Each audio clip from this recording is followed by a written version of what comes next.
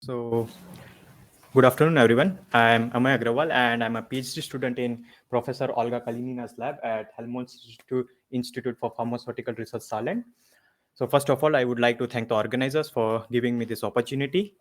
And today in this talk, I will give a brief overview about uh, the how we navigated our way through this year's CAMDA challenge, and specifically I will show you how the antimicrobial resistance profiling in the metagenomic data helped us to track the source location of the metagenomic samples, as it was already introduced by Pavel previously. So first I will start with the basic introduction about why is it important to study antimicrobial resistance. So we all know that in the last few years, COVID-19 pandemic has affected the lives of millions of people worldwide. But apart from this, there is another pandemic which is silently spreading in background, and that is the pandemic of antimicrobial resistance. This AMR, it is a global threat to human health worldwide, and there are more than 7 million people which die every year due to this. And further, it is estimated that if this problem of AMR is not solved, then by 2050, there will be more than 10 million people which will die every year due to this. Also, many studies have shown that during the early COVID-19 times, when the proper tests were not available, many doctors prescribed the antibiotic treatment to the COVID-19 patients. Thus, due to the overuse and misuse of antibiotics, this problem of AMR has even aggravated during the COVID-19 times. While there are a number of drugs available to treat the bacterial infections, but the resistant strains are emerging at a rate which is currently outpacing the development of new drugs. So thus we need new strategies that helps us in the development of new effective drugs. Traditional culture-based antimicrobial susceptibility testing is still one of the primarily used methods in laboratories for assaying AMR in bacteria. Two of the most widely used culture-based methods are a disk diffusion method and agar and brew dilution method. And today I will not go into much detail about how these methods work. Now, although these methods are quite simple and highly accurate, but there are certain drawbacks of these methods, like they are labor intensive and time consuming. And also these methods are only applicable to those bacterial species which are cultivable.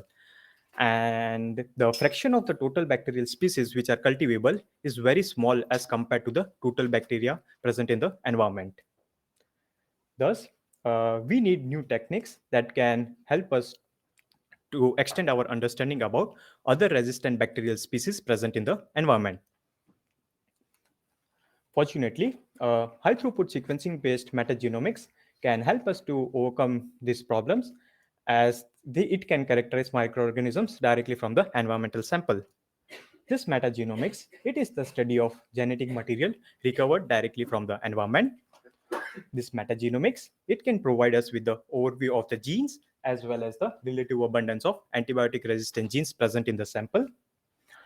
And a lot of previous studies have used samples from different sources like hospitals, soil, food, drinking water, etc., and used the metagenomic analysis to establish the catalog of whole antibiotic resistor. Similarly, we were also provided with the metagenomic surveillance data of 375 samples collected from 15 cities across the world. And out of these 15 cities, 6 of them were US cities, which are Baltimore, Denver, Minneapolis, New York, Sacramento, and San Antonio. Apart from this input data, we were also provided with the query antibiotic resistant genes in 150 isolates collected from the hospital in one of the US cities.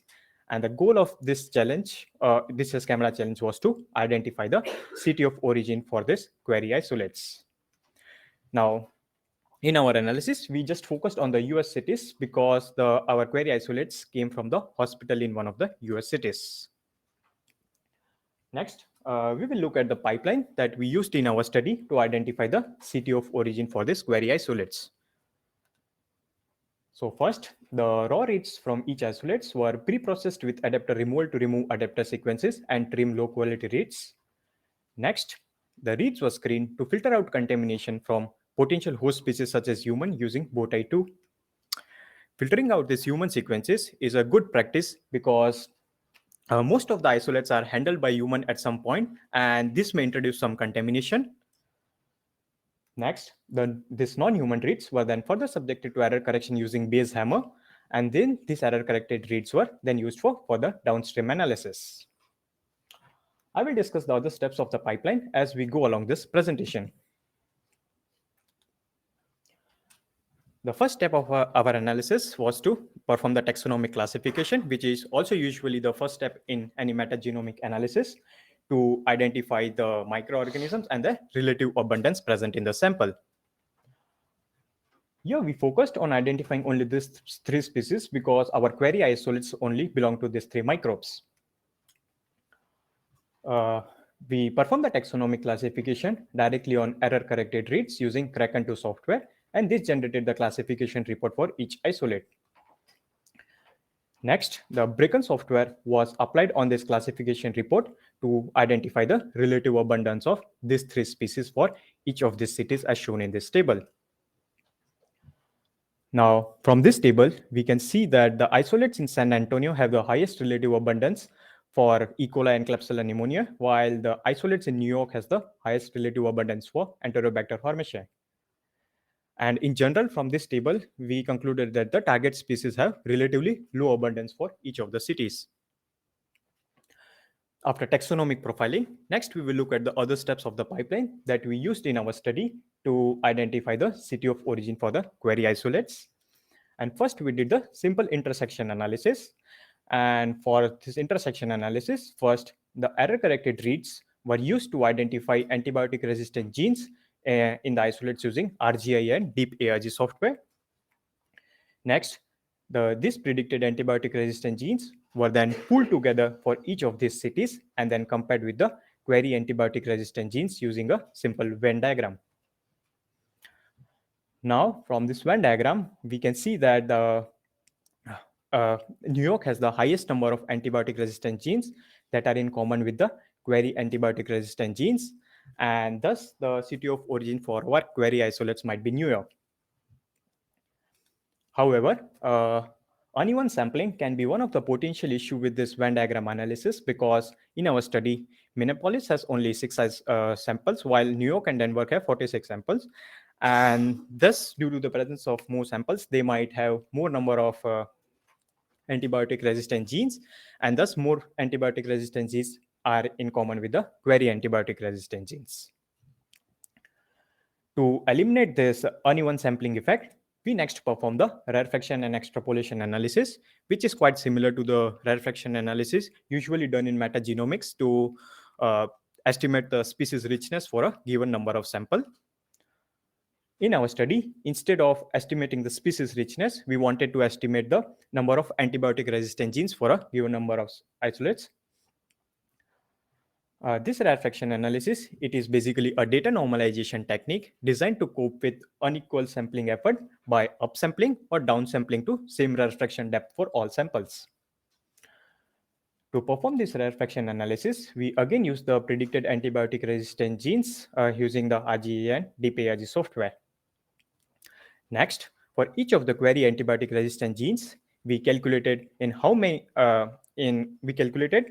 the frequency of these genes for each of these cities, and then this was used as an input to perform the rarefaction and extrapolation analysis using this iNext package. And this is the graph showing the results of this extrapolation and rarefaction analysis. Now here we normalized it to 100 samples because most of the curves converge around this point.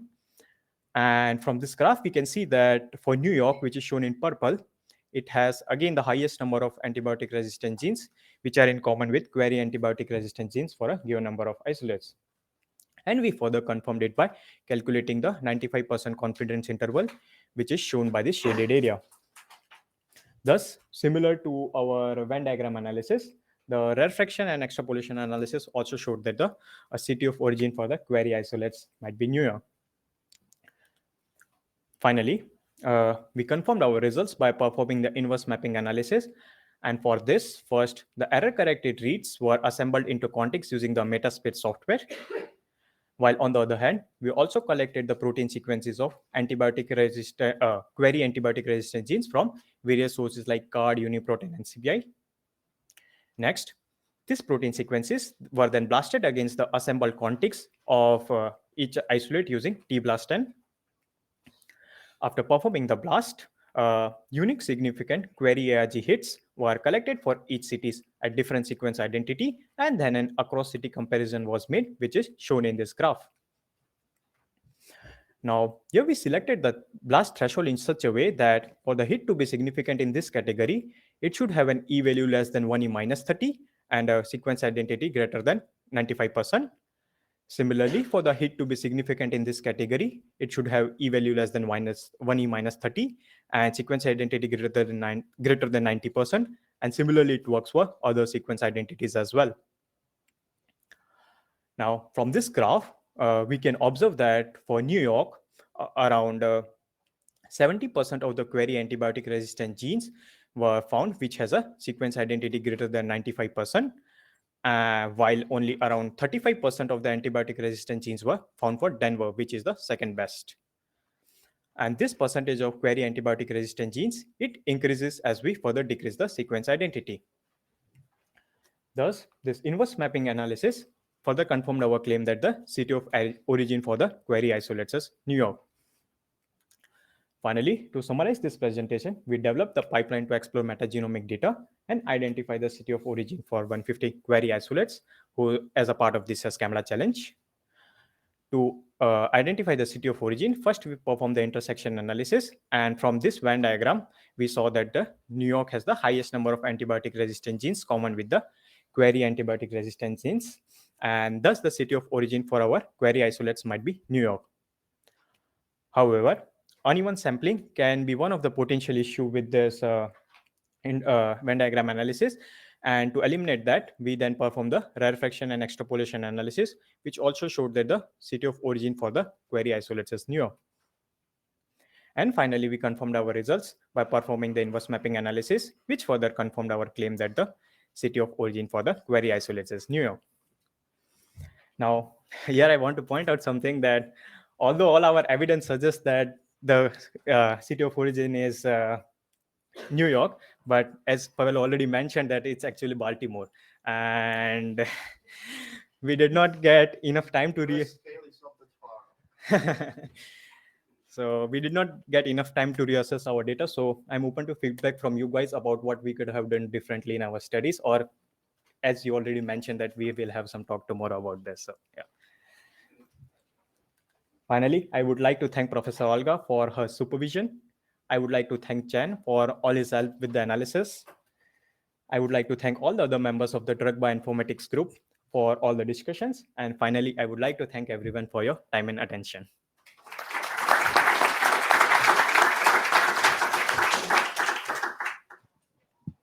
Any question?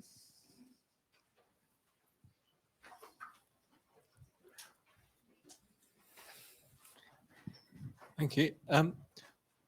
Would you expect to have a different result if you looked at all your genes, not just the resistance genes? Sorry? What happened? What would you expect to find a different outcome if you looked at all the data in your metagenomic sample than just the resistance genes? I think, but still, I think I expect that New York might, because of the maybe uneven sampling or something, I still feel New York might be the answers. So are there some resistance, well, sort of related to that, are there some resistance genes that are much more informative than others as well? So that some might be kind of evenly spread and across all the cities, and others will be much more informative. So it might be that you can actually optimize which genes you're looking at to get the best source attribution. We somehow tried to do that, but we still somehow kind of figure out that most of the, still New York was kind of a center because it shared most of the genes with all the other cities that we had. Yeah. So we kind of try to build a graph with the identified genes, and we try to find the intersection between other cities. And in our study, we found that New York was still the center because it has most common with other cities. Are there more questions?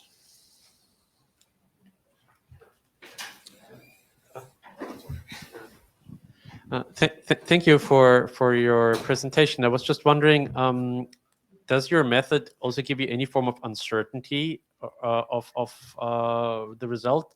I mean, it might be that maybe New York was the best by whatever metric you chose, and maybe it wasn't the optimal metric, yeah.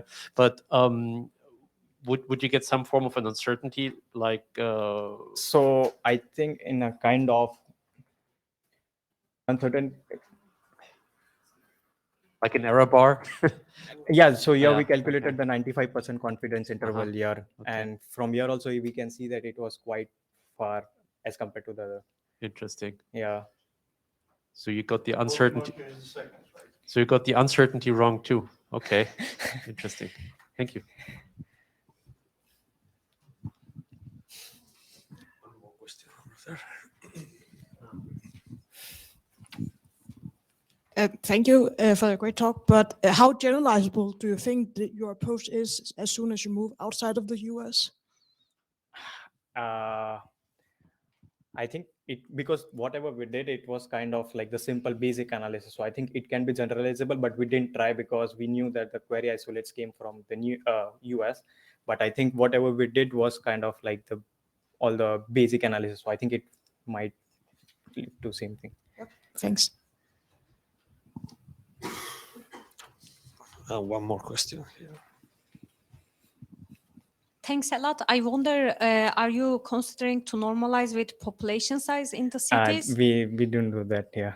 Because Yeah. I guess might the more that- people you have, the more Yeah. resistant genes or more bacteria diversity you would expect, and that would explain why you see New York but not other smaller places, maybe. Yeah, that's what one of the factors we also thought about, that we normalize for the number of samples here, but not the population size, maybe.